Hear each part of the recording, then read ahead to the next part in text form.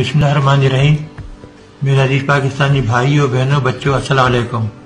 और हम लोगों ने बड़ी मेहनत की थी, 18 घंटे 20 घंटे काम करते थे और मैं तमाम चीज़ें छोड़ छाड़ के बड़ी आला नौकरी वगैरह पाकिस्तान आया था।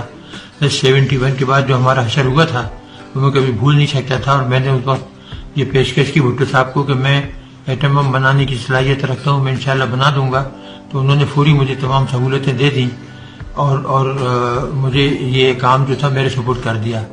और हमने बहुत ही कम अरसे में माशाल्लाह 6-7 साल के अंदर ही एटम बम बना लिया, जो कि दुनिया के लिए एक मुआजिज़ा था। वो कभी तसव्वुर नहीं कर सकते थे कि वो मुल्क जो गाड़ियाँ बैलगाड़ियाँ सही नहीं बना सकते, साइकिल सही नहीं बना सकते, वो एटम बम कैसे बना सकता है। लोग मजाक उड़ाते थे।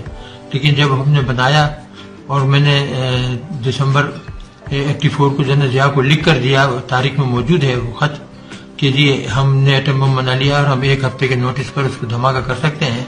तो वो बेहद खुशी, उन्होंने मुझे गले लगाया, मेरी पेशानी छूमी और कहा कि बस अब हिंदुओं का हम बेड़ा गर्क कर देंगे अगर उन्होंने जरा भी हमारे साथ बदमाशी की। तो ये वो चीज़ें थी कि इसमें मेरे साथियों का बड़ा अहम किरदार था, मेरी रहनुमाई थी। सुबह से शाम तक हम काम करते थे और हमने बहुत तेजी से ये बनाया, बल्कि न सिर्फ एक बनाया, कई बना दिए थे। और जनरल जिया से कहा था कि आप जब हुक्म देंगे तो हम धमाका करने को तैयार हैं। और उसके बाद हिंदुस्तानियों ने जब 98 के अंदर 11 मई को धमाके किए तो फिर नवाज शरीफ साहब जो वज़ीर आज़म थे उनसे कहा, मुशाहिद हुसैन सैयद थे तो उनसे, वो बड़े प्यारे दोस्त थे मेरे, तो उनसे कहा कि जी हमें चाहिए कि हम भी धमाका कर दें। थोड़ी बहुत हिचकिचाहट थी, लेकिन मुल्क का मफाद जो था वो सबको अजीज था और ये फैसला हुआ कि धमाका कर दिया जाए। और फिर हमने हिंदुस्तान के 5 के बदले 6 धमाके कर दिए और उनका मुंह हमेशा हमेशा के लिए बंद कर दिया।